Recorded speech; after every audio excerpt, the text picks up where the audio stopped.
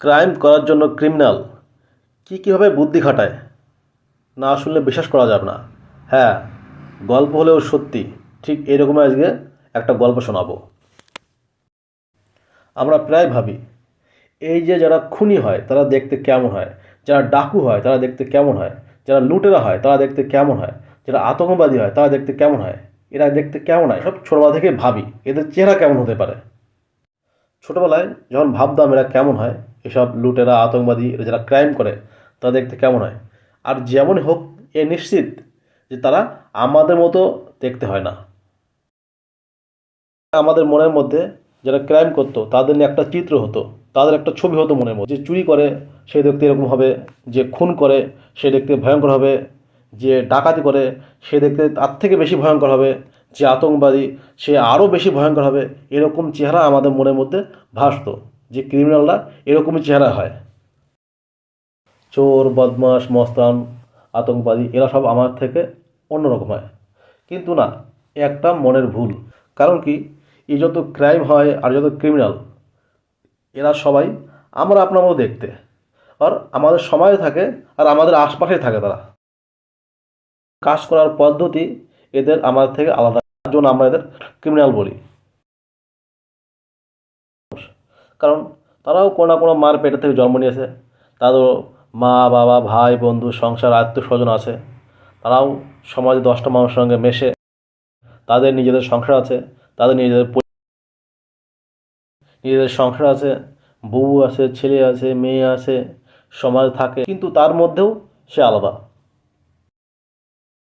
আমার মতো আপনার মতন ভাবে, চিন্তা করে, দেখে, সিনেমা দেখে, মুভি দেখে, ক্রাইম পড়ে, ক্রাইম।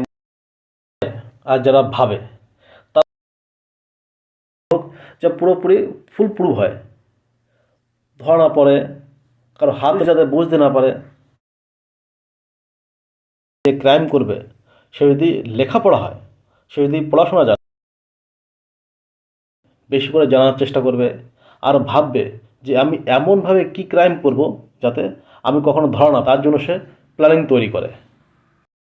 এত কথা বলার একটাই কারণ যে আজকে যে গল্প শোনানো হবে সেই গল্প পড়াশোনা জানা এক সফটওয়্যার ইঞ্জিনিয়ারের গল্প।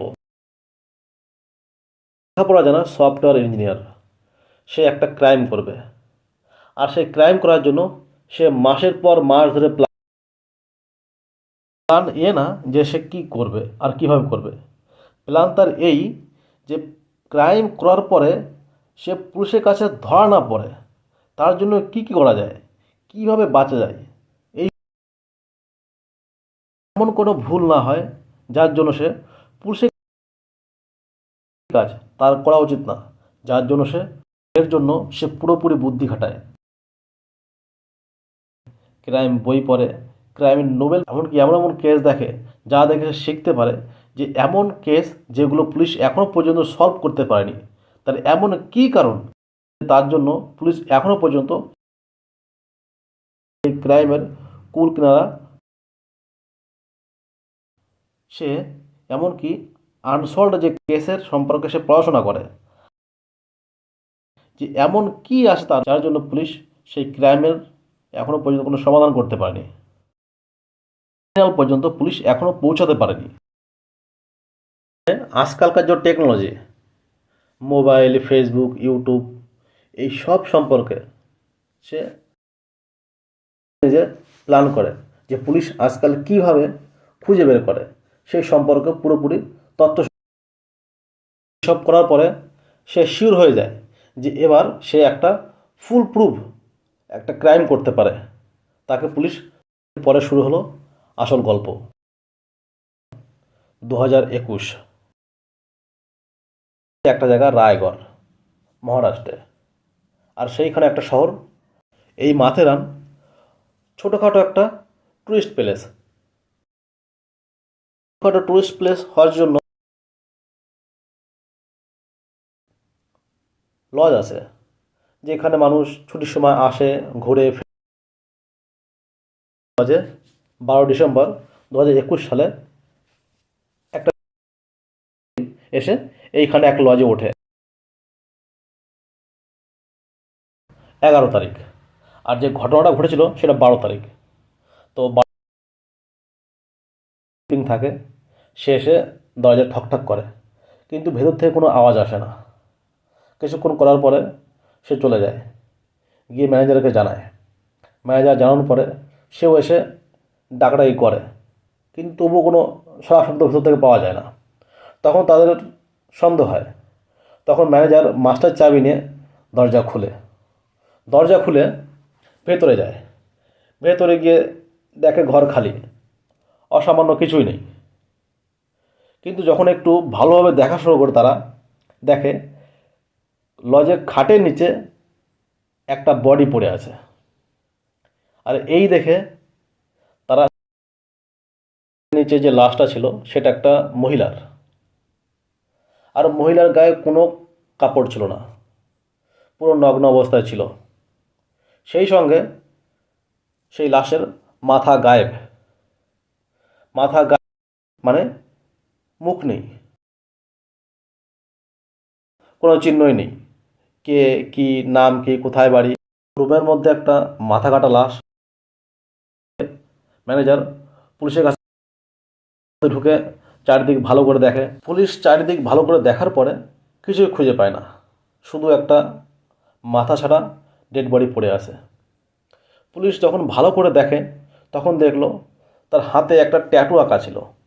ট্যাটুর সামান্য একটু অংশ বোঝা যাচ্ছে, আর বাকি অংশ চাকু দিয়ে খুঁচে তুলে দেওয়া হয়েছে। তো গায়ে কোনো কাপড় নেই, ডেড বডির মাথা নেই, হাতে একটা ট্যাটু ছিল, সেটাও খুঁজে তুলে দেওয়া হয়েছে। পুলিশ ভালো করে দেখলো ট্যাটুটা খুঁজে তোলা হয়েছে এর জন্য, ট্যাটুটা যাতে মুছে দেওয়া যায়। আর আজকাল এরকম অনেক ক্রাইম দেখা যায় যে লাশের মাথা নেই, গায়ে কাপড় নেই, কিংবা শরীরে কোথাও ট্যাটু থাকলে সেই ট্যাটুই শেষ পর্যন্ত লাশের পুরো পরিচয় দিয়ে দেয়। লাশের ছেলে হোক মেয়ে হোক তার প্রমাণ দিয়ে দেয়। তাই তার জন্য ছুরি দিয়ে খুঁচে পুলিশ এই সিদ্ধান্ত নিয়েছে যে যাই হোক না কেন এর মাথা নেই, গায়ে কাপড় নেই, ট্যাটু খুঁচে তুলে দেওয়া হয়েছে, শনাক্তকরণ না হয়, এই ছিল তার। আর এই জন্য সে ট্যাটু খুঁচে তুলে দিয়ে মাথা কেটে সঙ্গে করে নিয়ে গেছে, যাতে কেউ বুঝতেই না পারে, যাতে কেউ শনাক্ত না করতে পারে যে মারা গেছে। একটাই ভরসা ছিল যে কাউন্টারে গিয়ে রেজিস্ট্রি চেক করলো। চেক হলো, তখন দেখা গেল যে রেজিস্টারে দুজনের নাম আছে। এটা শনিবারের দিন। আর রেজিস্টার চেক করে যে দুটো নাম পাওয়া যায় তা হলো আমজেদ খান আর রুবিনা বেগম। আর তাদের সম্পর্ক লেখা ছিল স্বামী স্ত্রীর। সেই সঙ্গে মুম্বাইয়ের একটা ঠিকানাও ছিল। কারণ কি, যেখানেই রুম না হোক সেখানে, যদিও এখন সব জায়গায় আধার কার্ড হয়ে গেছে, হোটেল মালিক একটু কেয়ারলেস হওয়ার জন্য বা এরকম কোনো প্রুফ নেয়নি। মুম্বাইয়ের যে ঠিকানা দেওয়া ছিল পুলিশ সেই ঠিকানায় সঙ্গে সঙ্গে পুলিশ একটা টিম পাঠায় খোঁজ খবর নেওয়ার জন্য। তাদের খোঁজ নিতে বলা হয় যে খোঁজ করো কে এই আমজেদ খান আর রুবিনা। যখন ওই মুম্বাইয়ের ঠিকানায় পুলিশ পৌঁছালো তখন খোঁজ নিয়ে দেখলো এই ঠিকানায় এই নাম কেউ থাকেই না। পুলিশের আগেই সন্দেহ ছিল যে ওই ঠিকানায় গেলে পাওয়া যাবে না, কারণ যে লাশের মাথা কেটে নিয়ে যাবে, হাতে ট্যাটু খুঁজে তুলে দেবে, সে ঠিকঠাক ঠিকানা দিয়ে। এই অবস্থায় পুলিশের কাছে একটা চ্যালেঞ্জ যে একটা ভারে লাশের কোনো শনাক্ত করা যায় এমন কিছুই ঘরে পাওয়া যায়নি। এমন কাপড় ব্লাউজ পর্যন্ত খুলে নেওয়া হয়েছে। অনেক সময় এমন হয় যে লাশের শরীরে কোনো ট্যাটু বা জামা কাপড় কোনো কিছুর উপরে লাশের আসল পরিচয় খুঁজে বের করে। তো এক্ষুনি যে কাপড় নিয়ে গেছে, মাথা নিয়ে গেছে, হাতের থেকে খুঁচে ট্যাটু পর্যন্ত নিয়ে গেছে, তাকে খুঁজে বের করা পুলিশের এখন প্রথম কাজ। আর যার খুন হয়েছে সে কে, তাকেও খুঁজে বের করা পুলিশের প্রথম কাজ। তারপরে পুলিশ খোঁজ শুরু করলো। প্রথম লজের সিসিটিভি ক্যামেরা খোঁজা হলো। সিসিটিভি খুঁজতে খুঁজতে দেখা গেল দুটো ছবি। এক মাস্ক পরা একটা মেয়ে হোটেলের ভেতরে এন্ট্রি করছে। আরেকটা ছবি দেখা গেলো, একটা ছেলে, তার মুখেও মাস্ক লাগানো, সে হোটেলের মধ্যে ঢুকছে। এছাড়া কোনো কিছুই সিসিটিভি ক্যামেরায় খুঁজে পাওয়া গেল না। মাস্ক পরার জন্য বোঝা গেল না যে এই দুজন কি সেই দুজনই, কিন্তু টাইমিং দেখে মনে হলো হয়তো এরা দুজন হতে পারে। তারপর আরেকটা ফুটেজে দেখা গেল যে রবিবার দিন সকালে একটা ছেলে পিঠে ব্যাগ বাঁধিয়ে লজ থেকে বের হলো। তার বেরোনো স্বাভাবিক ছিল না, খুব জলদি জলদি সে লজ থেকে বেরিয়ে গেল, আর তার চলাফেরা খুব একটা স্বাভাবিক মনে হলো না। দুটো সিসিটিভি ফুটেজে দুটো ছবি তো পাওয়া গেছে, কিন্তু করোনার জন্য মুখে মাস্ক লাগানো ছিল, যার জন্য মুখ চেনা যায়নি। আর মাস্কটা এমন ছিল শুধু দুটো চোখ দেখা যাচ্ছিল, বাকি পুরো মুখটা আটকানো ছিল মাস্ক দিয়ে। তখন পুলিশ ভাবলো এখন কি করা যায়।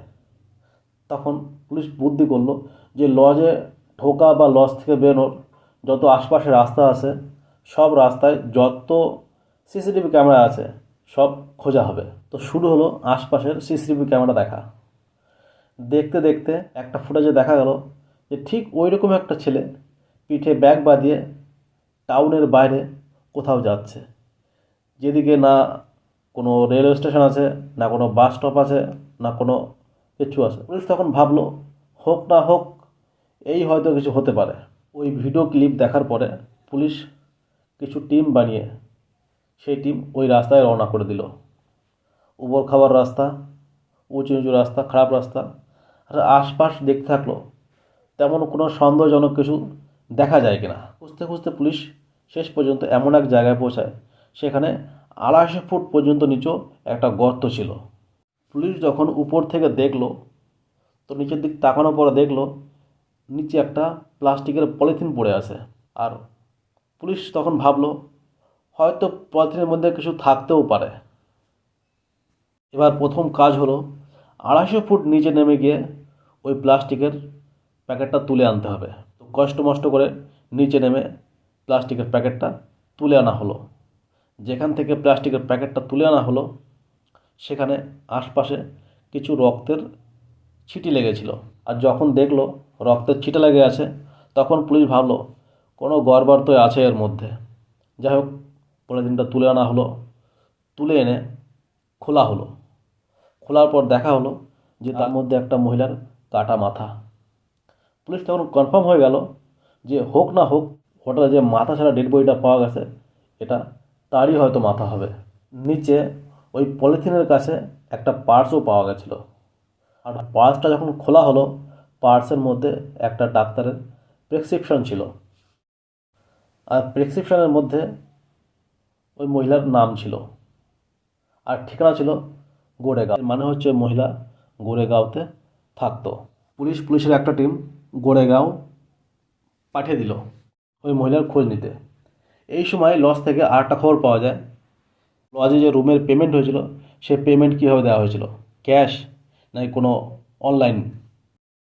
তো জানা গেল মহিলার কার্ড থেকে পেমেন্ট করা হয়েছে। আর যখন কার্ড থেকে পেমেন্ট করা হয়েছে তখন অনলাইনে চেক করার পরে তারা পুরো ব্যাঙ্ক ডিটেলস পাওয়া গেল। ব্যাঙ্ক থেকে পুরো নাম ঠিকানা নিয়ে পুলিশ গোড়েগাঁও মহিলার ঠিকানা পর্যন্ত পৌঁছে গেল। পুলিশ টিম যখন সেই ঠিকানায় পৌঁছায় তখন জানা গেল হ্যাঁ এখানে এক মহিলা থাকতো, তার নাম পুনম পাল। আর সে তার স্বামীর সঙ্গে ঘুরতে গেছিল। আর তখন তার স্বামীর নাম খোঁজা হলো। তার স্বামীর নাম খুঁজে পাওয়া গেল রামশিলোচন পাল। আর সে মুম্বাইয়ের কাছে বেলাপুরে আইটি ফার্মে সফটওয়্যার ইঞ্জিনিয়ারের পদে পরিষেবা দিচ্ছিল। তারপর পুলিশ রামশিলোচনের ঘরে পৌঁছে। তারা স্বামী স্ত্রী দুজন আলাদা থাকতো। পরে জানাবো এর কারণ কি। রামশিলোচনের ঘরের দরজায় পুলিশ পৌঁছে যায়। পুলিশ দেখে রামশিলোচন অবাক হয়ে যায় আর জিজ্ঞাসা করে আপনারা এখানে কি করছেন। এর ঘরে পৌঁছানোর আগে পুনম পালের বাড়ি থেকে পুলিশ তার স্বামীর ফোন নম্বর নিয়ে নেয়। ফোন নাম্বার নিয়ে পুলিশ সেই নাম্বার ট্র্যাক করা শুরু করে আর সেই নাম্বারের যত হিস্ট্রি আছে সব খোঁজা শুরু করে দিল। খুঁজতে খুঁজতে এক অদ্ভুত জিনিস পাওয়া গেল। রামশিলোচন পালের মোবাইল শনিবার দুপুর 12টা থেকে রবিবার সকাল 10টা পর্যন্ত মোবাইলের সুইচ অফ ছিল। আর শেষ লোকেশন তার ঘরের কাছে দেখা যাচ্ছে, যেটা বেলাপুর, যেখানে রাম শিলোচন পাল মুম্বাইতে থাকতো। পুলিশের তখন এই ব্যাপার খুব অদ্ভুত লাগে। আজকের দিনে কেউ মোবাইল 24 ঘন্টা বন্ধ করে রাখতেই পারে না। স্বাভাবিক, যদি ফোনের চার্জ না থাকে তাতেই মানুষ পাগল হয়ে যায়। আর তারপরে সে আইটি সেক্টরে কাজ করত, তার অনেক ফোন আসে, অনেক ফোন যায়, অনেক দরকারি কথা থাকে, সে কাজ করতেই পারে না। তখন পুলিশ সেই নম্বরে আরও ট্র্যাক করে জানে যে এর কি আগে পিছিয়ে এরকম কিছু আছে কি না। যে অনেক লোক এমন হয় যে রবিবারের দিন কোনো কাজ করবো না, ছুটি, আজকে পুরো মোবাইল সুইচ অফ রাখবো, আজকে কোনো ফোন আসবে না, ফোন যাবে না, কোনো ঝামেলা নেই। তখন দেখলো পুলিশ না, এরকম তার কোনো দিন হয়নি। 5 ঘন্টা, 7 ঘন্টা, 10 ঘন্টা, 15 ঘন্টা, কোনো সময় এরকম ফোন সুইচ অফ ছিল না। হট করে একটানা 24 ঘন্টা, 36 ঘন্টা কখনো ছিল না। হট করে এতক্ষণ ফোন সুইচ অফ, তাই দেখে পুলিশের সন্দেহ পাক্কা হয়ে গেল। এতেই পুলিশের সন্দেহ হয় আর পুলিশ কনফার্ম হয়ে যায়। তারপর রাম শিলোচন পালের বাড়ি এসে পুলিশ জিজ্ঞাসা করে। প্রথম প্রথম তো একটু না করছিল, তারপর পুলিশ যখন নিজের স্টাইলে বলা শুরু করলো, তারপর বেরিয়ে পড়ে পুরো গল্প। চাকরি পেয়ে রাম শিলোচন চলে গেল মুম্বাইতে। আর এদের দুজনের অ্যারেঞ্জ ম্যারেজ হয়েছিল। আর এদের বিয়ে 2021-এর মে মাসে হয়েছিল। আর এদের বিয়ে হয়ে 7 মাসও হয়। তখন পুনাম পালের বাড়ির সবাই মুম্বাইতে থাকতো, শিলোচন পালের বাড়ির সবাই মুম্বাইতে থাকতো। আর ইউপিতে একটা সামাজিক নিয়ম নীতি আছে, আর উত্তরপ্রদেশ আর বিহারের একটা সামাজিক নিয়ম আছে বিয়ের পরে, যা বলে গণা। ওই গণা হওয়ার পরেই মেয়েদের সামাজিকভাবে বাপের বাড়ি থেকে শ্বশুরবাড়ির বিদায় হয়। তখনও পুনমের সেই গণা হয়নি। আর তার জন্যই পুনম মা বাবার সঙ্গে মুম্বাইতেই থাকতো। আর রাম শিলোচন পাল ইউপি থাকতো, কিন্তু চাকরি পেয়ে মুম্বাইতে চলে গেছে। পুনমের স্বামী মুম্বাই থাকতো, কিন্তু তারা একসঙ্গে, কিন্তু ছুটি পেলে তারা একসঙ্গে বাইরে ঘুরতে বের হতো। কিন্তু তারা এখনও সংসার শুরু করেনি, কারণ যতক্ষণ একটা মেয়ের গণা না হয়ে যায় ততক্ষণ তারা সামাজিকভাবে সংসার বসাতে পারে না। এই জন্য তারা এখনও। তারপর পুলিশ রাম শিলোচনকে জিজ্ঞাসা করলো এইসব কিসের জন্য। তখন রাম শিলোচন বলতে শুরু করলো। রাম শিলোচন মোবাইল সুইচ অফ করে হলে এর জন্য, কারণ সে বেশ কয়েক মাস থেকে রিসার্চ করছে যে কীভাবে একটা ফুল প্রুফ মার্ডার করা যায়, আর আমি এমন কী করব যাতে পুলিশ। আর তখন নেট থেকে ক্রাইম শো, ক্রাইম মুভি এইসব থেকে দেখে আমি একটা বেসিক ধারণা নিয়ে ফেলি যে এইভাবে প্ল্যান বানাই। সবার আগে আমি হোটেলে গিয়ে একটা নকল পরিচয় দিয়ে রুম বুক করি, যাতে ক্রাইম করার পরে আমায় কেউ খুঁজে না পায়। লজে আমার নাম ঠিকানা ভুল দিয়েছি, আর ওইখানে কোনো অরিজিনাল আইডি প্রুফ। আর সে এও বলল যে সে জানতো যে আজকাল সব জায়গায় সিসিটিভি ক্যামেরা আছে, তার জন্য তার মুখ যাতে না দেখা যায় তার জন্য সে এরকম একটা মাস্ক ব্যবহার করলো যে শুধু তার চোখ দুটো দেখা যাবে, আর কিছুই দেখা। আর তখন সে তার স্ত্রী পুনাম পালকেও সেই একই কথা বলল, অন্য সময় পুরো মুখ ঢেকে ভেতরে যাওয়া উচিত। সে জানতো যে এখন করোনার সময়, এখন যদি এরকম তো কেউ সন্দেহ করবে না। আর এমনও আছে কেউ কেউ একসঙ্গে দুটো মাস্ক ইউজ করছে, সে একই রকম আর একটা মাস্ক তার ওয়াইফকে পড়ায়। আর এই কথা বলে, দেখো করোনার সময় এখন চারিদিকে ইনফেকশান, আর নতুন করে ওমিক্রন ভাইরাস আসছে, তার জন্য আমাদের সচেতন থাকা উচিত, নাক মুখ খুলে রাখা উচিত না। আর বলে খুন করার পরে মাথা এর জন্য আলাদা করেছি যাতে কেউ মুখ না বুঝতে পারে। আর এমন কাহিনী অনেক পড়েছি যেখানে ট্যাটুর জন্য যে খুন হয়েছে তার পুরো পরিচয় বেরিয়ে আসে, তার জন্য ট্যাটু কেটে তুলে নেওয়া হয়েছে, যাতে ট্যাটু দেখেও যে খুন হয়েছে তার থেকে যে খুন করেছে তার পর্যন্ত পৌঁছাতে না। আর বলল যে এমন অনেক স্টোরি দেখা হয়েছে যাতে ট্যাটু থাকে। ট্যাটু দেখে পুলিশ ঠিক খুনি আর যে খুন হয়েছে সে পর্যন্ত পৌঁছে যায়, তার জন্য ছুরি দিয়ে কেটে ট্যাটু পর্যন্ত তুলে দেয়। তারপরে বলল মারার পরে শরীর থেকে সারা কাপড় খুলে নেওয়া হয়েছে এর জন্য, যাতে কাপড়ের কোনো অংশ দেখে কেউ বুঝতে না পারে যে মারা গেছে সে কে। সঙ্গে তার পার্স, তার মোবাইল সব কিছু তার থেকে নিয়ে নেওয়া হয়েছে, যাতে কেউ চিহ্নিতই না করতে পারে যে খুন হয়েছে সে কে। আর সব থেকে বড় কথা, যে কথা বলল, এভাবে পুলিশ খুব সহজে ট্রেস করে মোবাইল ফোন একটা বমের মতন। সে বলল ঘর থেকে বেরোনোর আগে আমি মোবাইল সুইচ অফ করে নিলাম। আমি এও জানি মোবাইল সুইচ অফ করে সঙ্গে করে নিয়ে গেলে কোথাও না কোথাও ট্রেস হবেই। এই জন্য মোবাইল সুইচ অফ করে ঘরে, যাতে মোবাইল ট্র্যাক করলে বোঝা যায় যে আমি শেষ পর্যন্ত এই ঘরেই ছিলাম। এই এত ঘন্টা থেকে এত ঘন্টা পর্যন্ত মোবাইল এই ঘরেই ছিল। কারণ কি, যতক্ষণ মোবাইল সুইচ অফ তার লোকেশান ওই ঘরে দিয়েই দেখাবে। পুলিশ পরে বলল সে যা প্ল্যান বানিয়েছিল সে প্ল্যান 80 থেকে 90% পুরো পারফেক্ট, একটা পারফেক্ট ক্রাইম করার জন্য। কিন্তু সে কিছু ভুল করেছিল। সেগুলো হচ্ছে, সে এটা তো দেখেছে যে লজ আর তার আশপাশে সিসিটিভি ক্যামেরা। আজকালকার দিনে দূর দূরেও সিসিটিভি মানুষের পেছনে ছায়ার কাজ করে।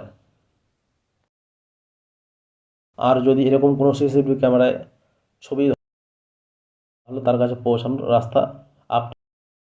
আর ক্যামেরা তার নিজের কাম করে দিয়েছে। দ্বিতীয়, যেই জিনিস থেকে বাঁচার জন্য সে তার মোবাইল সুইচ, সেই জিনিসই তাকে ধরিয়ে দেওয়ার জন্য সব থেকে বড় রোল প্লে করে। তা হলো, সে খুব সুন্দর ভেবেছিল যে মোবাইল সুইচ অফ করলে তার লোকেশন, কিন্তু এই ভুল করলো সে যে এর আগে সে কোনোদিন মোবাইল সুইচ অফ করেনি। হয়তো মাঝে সাঝে আধা ঘন্টা 1 ঘন্টা সুইচ অফ থাকতে পারে ব্যাটারি না থাকার জন্য, কিন্তু কোনো সময় 18 ঘন্টা, 16 ঘন্টা, 25 ঘন্টা, 24 ঘন্টা কোনো সময় সে মোবাইল।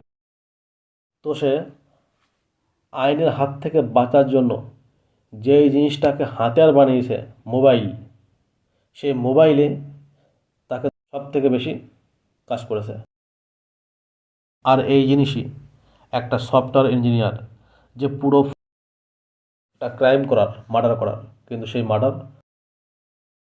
আর পুলিশ তখন জিজ্ঞাসা করে যে এই মার্ডার করার পেছনে কী কারণ। সে তখন বলে এই যে পুনম পাল, তার সঙ্গে যখন সে মেশে তখন দেখা যায় যে সে যে কোনো বিষয়ে ওপেন মাইন্ডেড ছিল। আর সরাসরি তখন তার মধ্যে সন্দেহ হয় যে এরকম কেন। আর তখন সে একদিন জিজ্ঞাসা করে যে তার কোনো বয়ফ্রেন্ড আছে কি না। সে বলল ছিল, তবে সে ভাইয়ের মতন, শুধু বন্ধু। তখন সে এই কথা বিশ্বাস করে না।